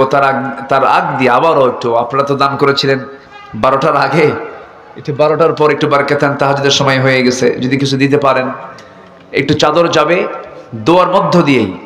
দোয়া হাত থাকবে, আপনি যদি সুযোগ পান এর মধ্যে আপনি দিতে পারবেন ইনশাআল্লাহ। সবাই বলে সুবহানাকা আল্লাহুম্মা ওয়া বিহামদিকা আশহাদু আল্লা ইলাহা ইল্লা আনতা আস্তাগফিরুকা ওয়া আতুবু ইলাইকা। চিৎকার মেরে বলি, ইয়া আল্লাহ, আমার জীবনের সাগীরা কবিরা, ছোট বড় সব গুনাহ তুমি আল্লাহ মাফ করে দাও। জোরে বলুন ইয়া রাব্বাল আলামিন। আচ্ছা, সাইফুল নামে একজন ভাই, তিনি 5000 টাকা দান করেছেন, তুমি তার দানকে কবুল করো। জোরে বলি আল্লাহুম্মা আমিন। যে এরকম করে অনেক প্রকাশ করতে চান না, আড়ালে দেন, গোপনে দেন, এরকম অনেক গোপন দাওয়াত কিন্তু, অনেক গোপন দানও কিন্তু আছে। আল্লাহ তুমি কারো দানকে তুমি আল্লাহ ফেরত দিও না, সবার দানকে তুমি আল্লাহ কবুল করো। জোরে বলি আল্লাহুম্মা আমিন। যে ব্যাগ যাচ্ছে, আমরা যারা দিতে পারিনি তারাও দেব, যারা দিয়েছে তারাও যদি পারি আমরা দেওয়ার চেষ্টা করবো ইনশাআল্লাহ। আরেকজন ভাই দিয়েছেন, আইনাল নামে একজন ভাই দিয়েছেন 1000 টাকা, আল্লাহ কবুল করে, নেক নিয়ত মঞ্জুর করে, আব্বা আমাকে মাফ করো। জোরে বলি আল্লাহুম্মা আমিন। যে ব্যাগ যাচ্ছে আমরা যে যা পারি আমরা দেওয়ার চেষ্টা করবো ইনশাআল্লাহ। জালাল ভাই 1000 টাকা দিয়েছেন, আল্লাহ কবুল করেন। জি আলহামদুলিল্লাহ।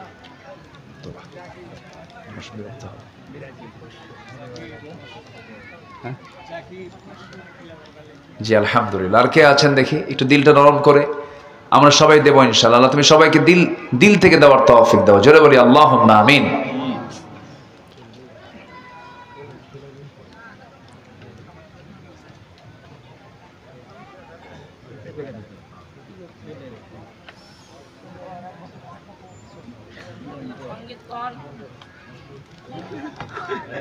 জি জি, আশেপাশে অনেক মাইয়াত শুয়ে আছেন, আমরা তাদের জন্য দোয়া করব।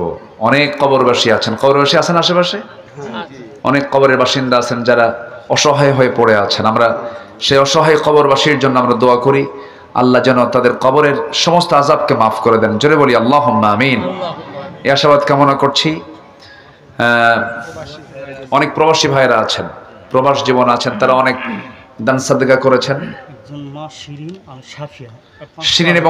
শিরিন এবং সাফিয়া নামে দুজন মহিলা, একজন 1000 আর একজন 500 টাকা দান করেছেন। আল্লাহ কবুল করো, নেক নিয়ত মঞ্জুর করো, আব্বা আম্মাকে মাফ করো। নিয়ত করে দিবেন, নিয়ত করবেন আপনি, কবুল করবেন কে? আল্লাহ তাআলা। অসুস্থ আল্লাহ পাক সুস্থ করে দিবেন, রোগাক্রান্ত রোগমুক্ত করে দিবেন, ঋণগ্রস্ত দান করে আপনি আল্লাহর কাছে চাবেন এবং দোয়া করবেন, আল্লাহুম্মা ইন্নী আউযু বিকা মিনাল হাম্মি ওয়াল হাযানি ওয়াল আজাজি ওয়াল কাসালি ওয়াল জুবনি ওয়াল বুখলি ওয়া দালা'id দাইনি ওয়া গালাবাতির রিজাল। এরকম করে আমরা আল্লাহর কাছে দোয়া করব। আল্লাহ অবশ্যই আমাদের সকল বিপদ আপদ থেকে আল্লাহ পাক আমাদেরকে হেফাজত করবেন। আল্লাহ কবুল করুন। জোরে বলি আল্লাহুম্মা আমিন।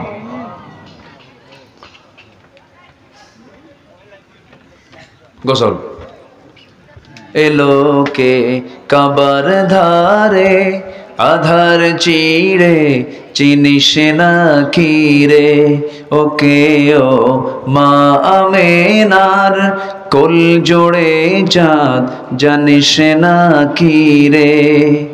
মুতালিব আজকে কেন বেহুশ হেন, বক্ষে খুশির বান বেদনার সুপ্ত ক্ষতে হাত বোলাতে কারে আগমন সাহারার হৃদয় ভরা ঝরনা ধারা বইল না কি রে।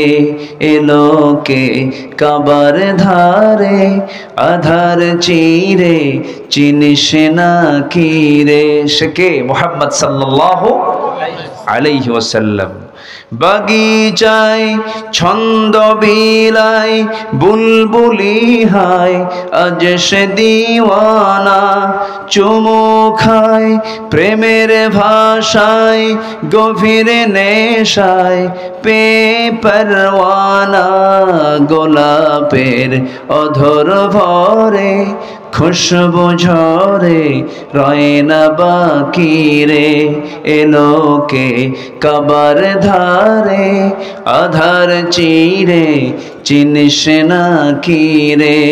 ওকে ও মা আমেনার কোল জোড়ে চাঁদ জানিস না কি রে, জানিস না কি রে, জানিস না কি রে।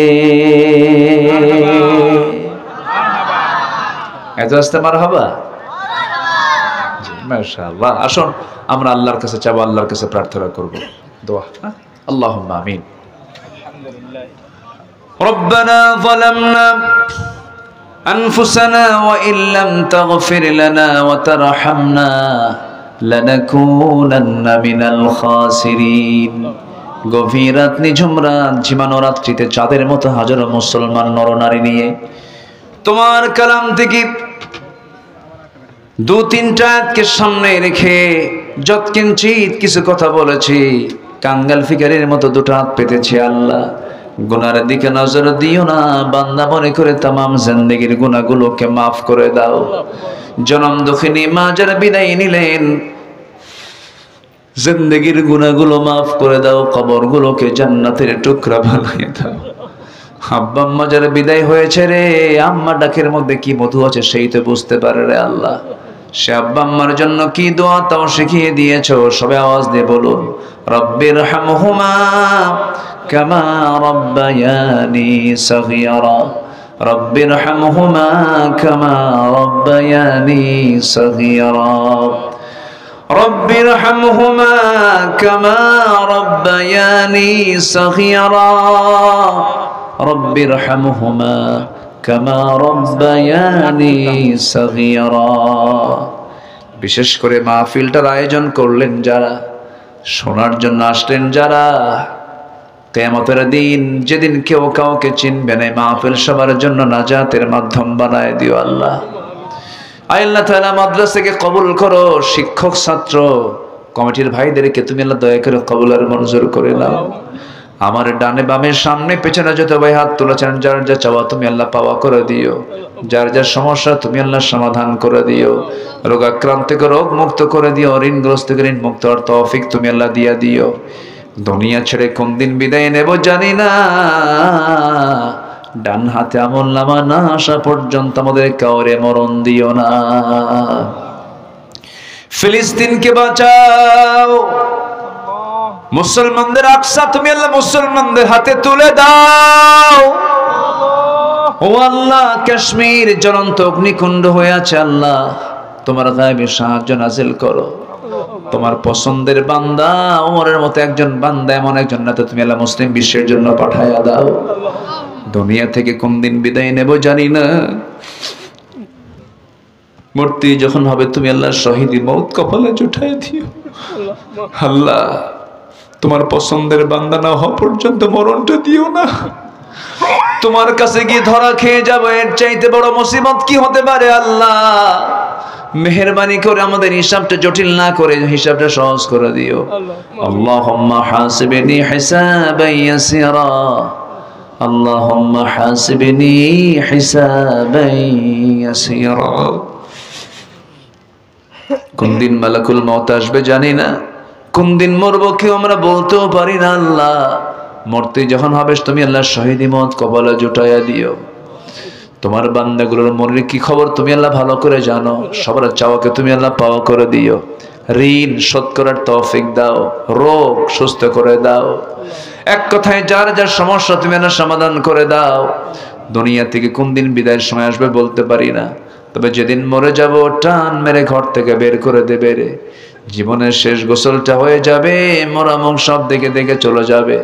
কবরে শোয়া দেবে রে, বাঁশ চাপা দেবে, মাটি চাপা দেবে, 24 ঘন্টা যাবে না মাথার চুলগুলো খসে খসে পড়বে, 3 দিন যাবে না চামড়াগুলো গলে গলে পোকার পেটের খাবার হয়ে যাবে, মাত্র 3টা দিন পেটের নাড়িবাড়ি সব চোখ মুখ কান নাক দিয়ে বের হওয়া শুরু হয়ে যাবে, মাত্র 7টা দিন পেটের নাড়িবাড়ি সব চোখ মুখ কান নাক দিয়ে সব বের হবে, কিম্মত কিমাকার চেহারা হয়ে যাবে।